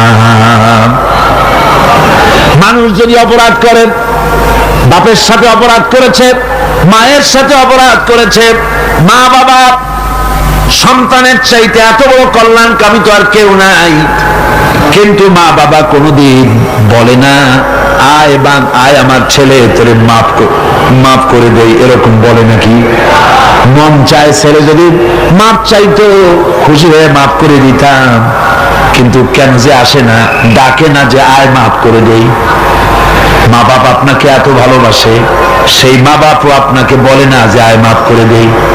আমার আল্লাহ হচ্ছেন এমন আল্লাহ, আল্লাহ রাব্বুল আলামিন ডাকেন, এ বান্দা খুন করেছিস ফিরে আয়, জিনা করেছিস ফিরে আয়, হত্যা করেছিস ফিরে আয়, চুরি করেছিস ফিরে আয়, কুফরি করেছিস ফিরে আয়, সুদ খেয়েছিস, ঘুষ খেয়েছিস, মদ খেয়েছিস ফিরে আয়, এসে আমার দরবারে চোখের পানি ফেল, আমার দরবারে কাঁদাকাটি কর। ইন্নাল্লাহা ইয়াগফিরুয যুনুবা জামিআ ইন্নাহু হুয়াল গফুরুর রাহিম। আমার দরবারে চোখের পানি ফেলে কান, আমি রব্বুল আলামিন জিন্দেগীর গুনাহ মাফ করে দেব। সুবহানাল্লাহ কর, সুবহানাল্লাহ কর। আমার কাছে কান, চোখের পানি ঢাল। আল্লাহ রাব্বুল আলামিনের কাছে বান্দার দুইটা ফোঁটা বেশি প্রিয়। একটা হলো জিহাদের ময়দানে যে রক্ত ফোঁটা দেওয়া হয়, এটা আল্লাহর কাছে প্রিয়। আর আল্লাহর ভয়তে গুনার জন্য লজ্জা করে, অনুশোচনা করে বান্দা যখন চোখের পানি ছেড়ে দেয়, আল্লাহর কাছে এটা অত্যন্ত প্রিয়। নবীজি বলেছেন, বান্দা যখন গুনার ভয়তে, আল্লাহর ভয়তে, জাহান্নামের ভয়তে অনুশোচনা করে যখন চোখ দিয়া পানি ছেড়ে দেয়, ওই চোখের পানি নাকের অর্ধেক আসতে না আসতে আল্লাহ রাব্বুল আলামিন বান্দারে মাফ করে দেন। আল্লাহ বরদাস্ত করতে পারেন না যে বান্দা কান্দে। আমার ভাইরা, আল্লাহ রহমত, এই পৃথিবীতে আল্লাহর রহমতকে 100 ভাগ করা হয়েছে। আল্লাহ রহমতের কত ভাগ? এই 100 ভাগের 1 ভাগ সারা পৃথিবীতে ছড়াই দেওয়া হয়েছে। আর 99 ভাগ কার কাছে? আল্লাহর কাছে। একটা ভাগ দুনিয়া ছাড়ানো হয়েছে আদম আলাইহিস সালাম থেকে নিয়ে এই পর্যন্ত, এখান থেকে নিয়ে কিয়ামত পর্যন্ত পৃথিবীতে যত মানুষ আসবে, যত প্রাণী আসবে, তাদের মধ্যে প্রাণী জগতেও গাভী তার বাছুরকে ভালোবাসে ঠিক কিনা, হাতি তার বাচ্চাকে ভালোবাসে ঠিক কিনা, মুরগি তার বাচ্চাকে ভালোবাসে কিনা, প্রত্যেক মাই তার সন্তানকে ভালোবাসে মানুষের মতো। এই ভালোবাসা, এই স্নেহ, এই মমতা, এই করুণা, এই মহব্বত একটা ভাগ দুনিয়ায় দেওয়ার পর আপনি আর আমি যতটুকুন ভাগে পেয়েছি, সেই মহব্বতে, স্ত্রীর মহব্বতে অস্থির, মায়ের মহব্বতে অস্থির, সন্তানের মহব্বতে অস্থির। এখন চিন্তা করেন, একটা ভাগ সারা পৃথিবীতে বিতরণ করার পর যেটুক পেয়েছি, তাতে যদি এত মহব্বত হয়, তাহলে এর 99 ভাগ মহব্বত যে আল্লাহর কাছে জমা আছে, এই বান্দার জন্য তার কত মহব্বত, এই বান্দার জন্য কত করুণতা, কত মহব্বত, কত দয়াতা। এজন্য আল্লাহ রাব্বুল আলামিন বলেছেন, নাব্বি ইবাদি আন্নী আনাল গফুরুর রহিম। ও আমার নবী, সুসংবাদ দিয়ে দাও, বান্দাদেরকে শোনায় দাও যে আমি আল্লাহ তাআলা ক্ষমাশীল আর দয়াবান। হুজুর কাঁদতেছিলেন, হযরত ওমর রাদিয়াল্লাহু তাআলা আনহু এসে দেখেন হুজুর একা কাঁদতেছে। হুজুর জিজ্ঞেস করছেন, হযরত ওমর জিজ্ঞেস করলেন, হুজুর আপনি কাঁদেন কেন একা একা? হযরত ওমর বলেন, আমি যখন প্রশ্ন করলাম নবীজি বললেন, আমার কাছে কিছু আগে জিবরাইল এসেছিলেন। জিবরাইল এসে আমাকে বললেন, আল্লাহ পাক বলেছেন, হে আমার নবী, ইসলামের ভিতরে থেকে যে সমস্ত মানুষগুলি ইসলামের ভিতরে থেকে চুল আর দাড়ি পাকায় দিছে, কিয়ামতের দিন এই লোকগুলারে আমি শাস্তি দিতে আমার শরম হবে। হযরত ওমর বলেন, হুজুর উম্মতের জন্য কত বড় খুশ খবর এটা, আর আপনি কাঁদতেছেন। হুজুর বলেন, ওমর তুমি জানো না আমার কান্নার কারণ ভিন্ন।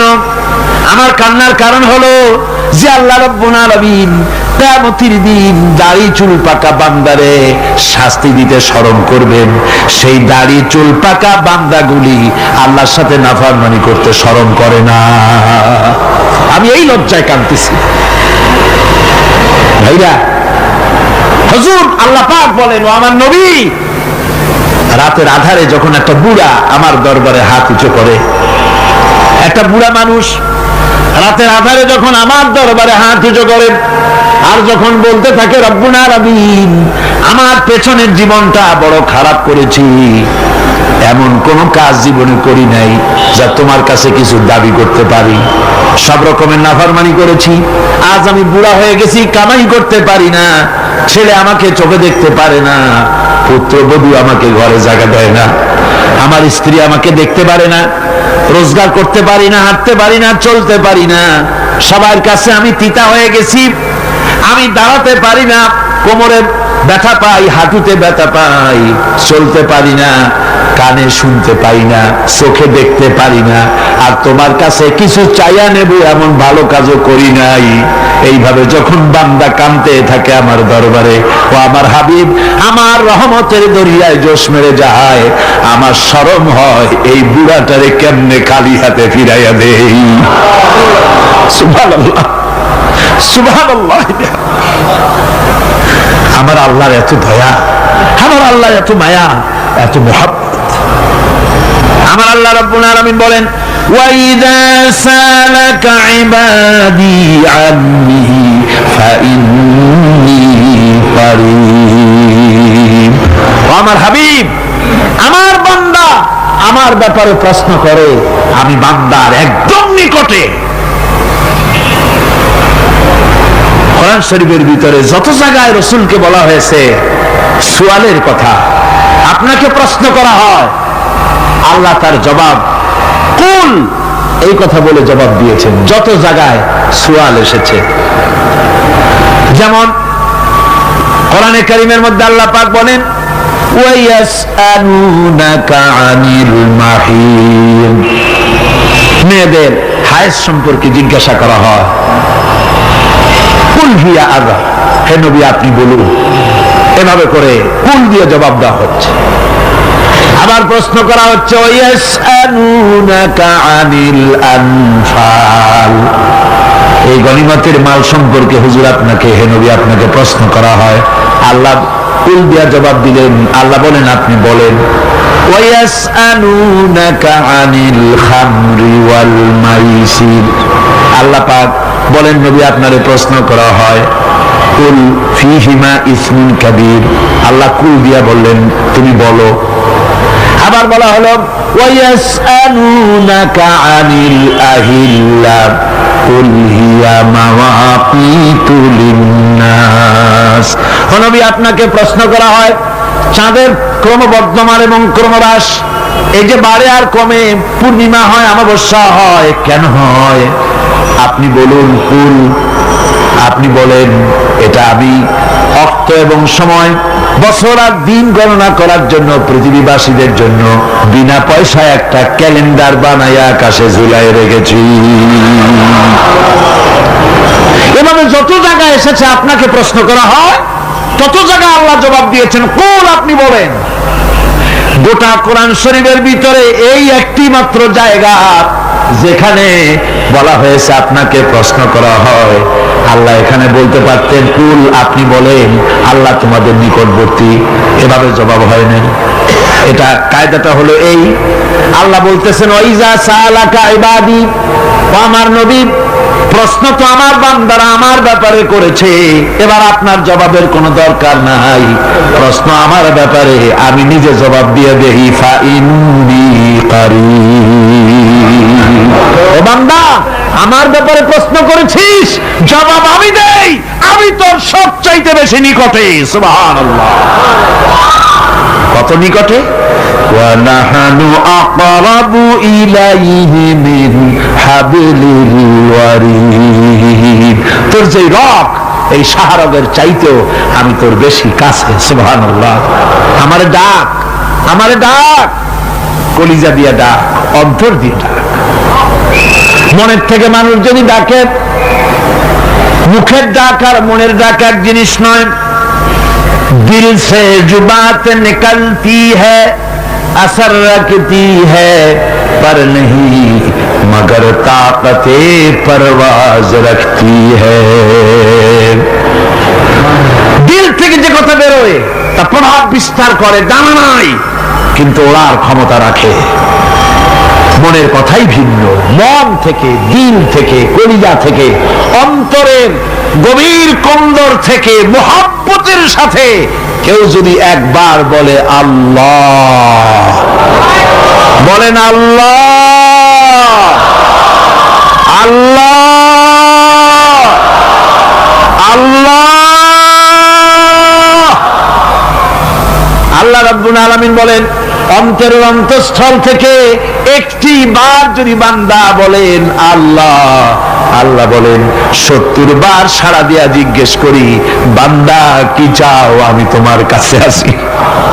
সুবহানাল্লাহ, আমি তোর একদম কাছে, কি চাস বল, বল আমার কাছে। এমন দয়াবান, এমন মেহেরবান, এমন আল্লাহ আমাদের। সে আল্লাহ রাব্বুল আলামিন, তিনি বলছেন وقال ربكم ادعوني استجب لكم, তোমাদের রব বলেছেন আমারে ডাকো, আমি আল্লাহ ডাকের সাড়া দিয়া দেব। সুবহানাল্লাহ, কারে ডাকতে হবে, কারে ডাকতে হবে? এই বিশাল জনসমুদ্র একযোগে চিল্লা এখন কারে ডাকতে হবে? কোন পীর সাহেবকে নয়, আল্লাহর কসম কোন খাজা বাবাকে নয়, ডাকতে হবে কারে? চিল্লা এখন কারে? ওয়াকালা রাব্বুকুম উদউনি, তোমার রব তোমাকে বলতেছে আমারে ডাকো, আস্তাজিব লাকুম, আমারে ডাকবে আমি সাড়া দিয়ে দেব। সুবহানাল্লাহ, আল্লাহকে ডাকেন। কি চাই আপনার, বলেন কি চাই? আল্লাহর কাছে চান, আল্লাহ দিয়ে দিবেন। যাওয়ার জায়গা আল্লাহর কাছে চাইবেন, আল্লাহ দিবেন। দেওয়ার জায়গা, চাওয়ার জায়গা হলো সেজদায় পড়ে যাবেন। আমার ভাইয়েরা, জায়গাটা চিনাই দিলাম। মাজারে যাওয়া লাগবে না, কবরে যাওয়া লাগবে না, 2 রাকাত নামাজ পড়ে সেজদায় পড়ে গিয়া যত বিপদ আছে, মুসিবত আছে, সেজদার মধ্যে চোখের পানি ছেড়ে দেন আর কেন্দে কেন্দে জীবনের কথা বলেন। আল্লাহ রাব্বুল আলামিন আপনার আওয়াজ শুনবেন আর দোয়া কবুল করে নেবেন। কাঁদতে হবে আল্লাহর কাছে। কার কাছে? আল্লাহর কাছে।